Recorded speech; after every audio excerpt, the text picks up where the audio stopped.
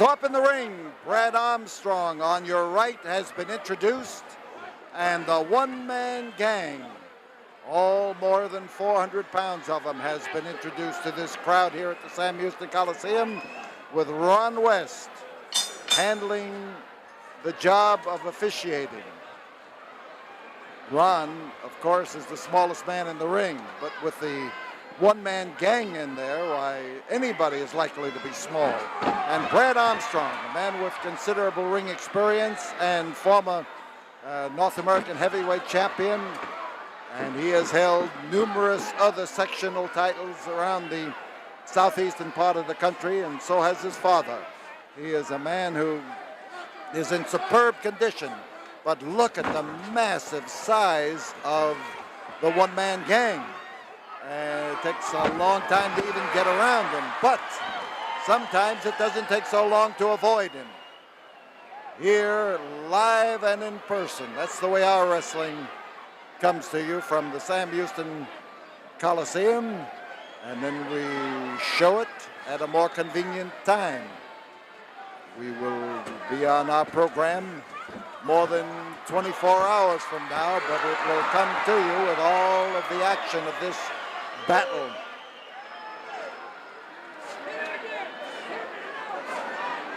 So the one-man gang is a little bit confused. So it depends too on the size of the brain and the size of the behemoth. And as Armstrong is bent over that rope, you see that, ooh, man, that's a lot of weight that comes behind with any man that size who is able to move and able to coordinate well as he can. It's just like being hit with a 2x4, the manner in which he comes down across the back of the neck. One-man gang, and Brad Armstrong is having his problems. The gang moves in and the gang takes charge, but Armstrong is still there. All right, if you were in Armstrong's shoes right now, what would you do to a man as big, as huge, and sometimes as impervious to pain as the one-man gang seems to be? As he moves around that ring, he's catching what Brad Armstrong would do, and that is to attack him where he would appear to be weakest, but that's not a soft spot. It's just a great big beer barrel belly that the old-time strong men used to cultivate because it improved their strength. It's only in recent years that strong men and the body beautiful have become synonymous. So the one-man gang held in an arm lock. But Armstrong is unable to carry that arm lock any further than a punishing hold as they both stand on their feet. Ron West asking the gang if he wants to capitulate, and he doesn't. And Armstrong now is giving a good account of himself. He survived the initial threat of the heavy punishment from the one-man gang, and as he works on that massive arm, why, he knows that he can stay out of the way of that right hand. He's going to last a lot longer and be in a good position to win this match from the mountainous man whom he tries to twist and to turn.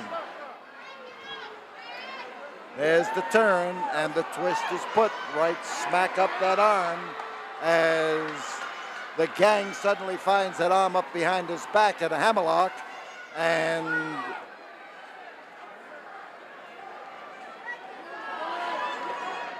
Armstrong stays in close. He's smart, and the one-man gang, as he shuffles around, looks for a way of getting out without having to expend a lot of energy.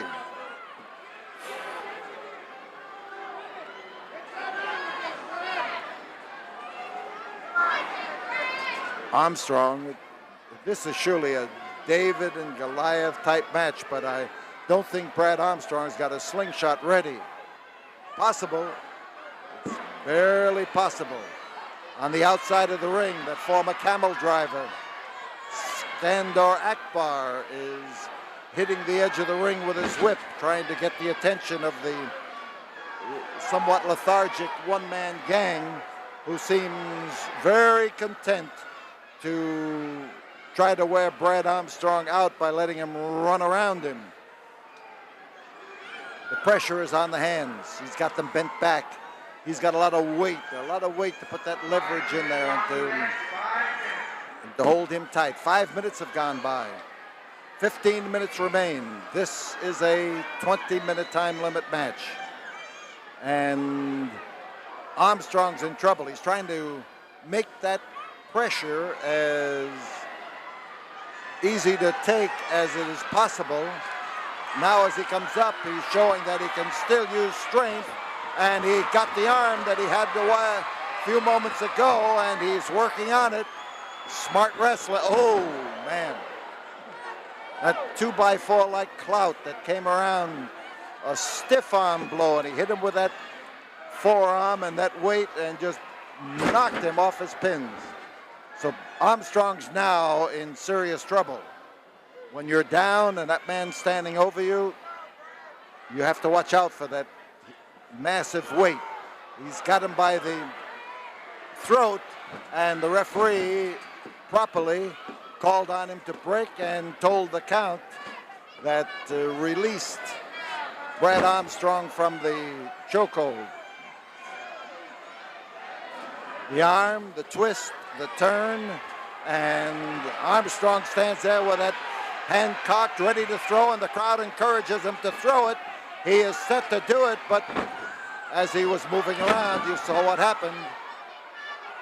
So the big man takes an arm stretch, both feet up against the body of Brad Armstrong, pulling hard at that wrist, pulling that arm so that it is felt in the elbow, felt in the shoulder, and notice he bends his legs a little bit, then he shoves them out, he pulls at that arm, and he has the weight so that Armstrong has to have a superior position to try to pull that arm out, and he does not have that superior position right now.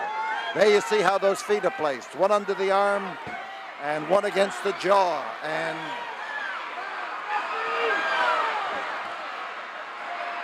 the hold is maneuvered. Armstrong is close to the rope. Whoops. Well, the one-man gang, for all of his weight and all of his strength and all of the leverage that he had, depended that time on jerking at the man's middle by taking his trunks, which seems like a bad trade as far as he's concerned, except that he got out of the hold and out of the difficulty. The problem is the big fellas. He's got a hold on Armstrong again, but underneath he's got a man who has refused to quit, a man who pours his sweat into everything he does. That's Brad Armstrong. Notice the grip on the trapezius muscle with the right hand and the left arm going around that outstretched arm, and now the one-man gang looks to punish more than to wrestle. The pounding is tough to take. Here's Armstrong now trying to lay that blow in there, and you notice where he's hitting in the midsection.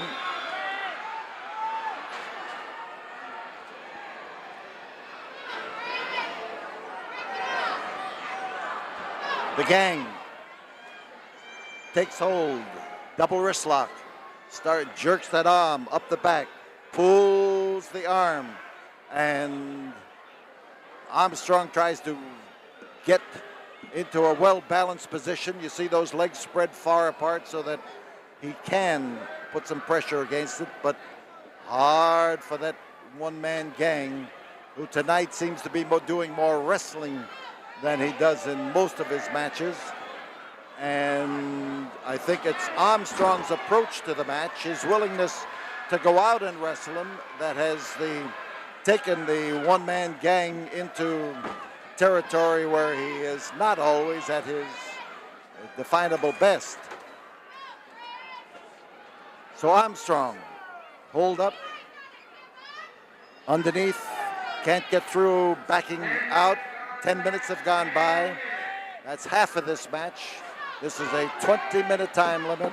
And Skander Akbar on the outside is again exhorting the one-man gang to finish him off. But he has not been able to finish Brad Armstrong off. Few men can do that, and you've got to hit him first.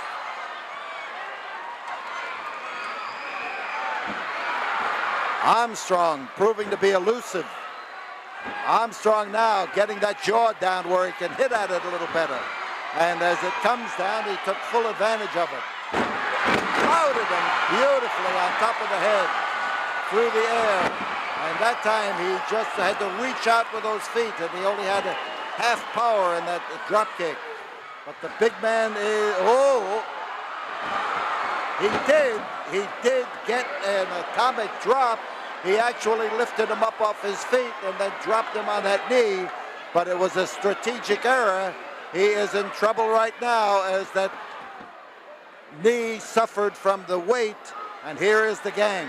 And the gang looks for, oh man, there's one, there's two, there's three. And Brad Armstrong, it was under more than 400 pounds of one-man gang.